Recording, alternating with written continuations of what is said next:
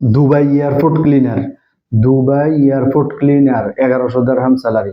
1100 দিরহাম salary airport cleaner, airport ভিতরে fire পরিষ্কার করা। এগুলোতে আউটিং ক্যাম আছে, ওভারটাইম আছে। যারা দুবাই এয়ারপোর্টে যাওয়ার জন্য চাচ্ছেন, কোম্পানি ট্রান্সগার্ড কোম্পানিতে কাজ হবে, ভালো ব্র্যান্ডের কোম্পানি এটা। যারা দুবাইতে যাবেন তারা আমাদের সাথে যোগাযোগ করুন। দুবাই আপনার 15 থেকে 20 দিনের ভিতরে ভিসা পাবেন।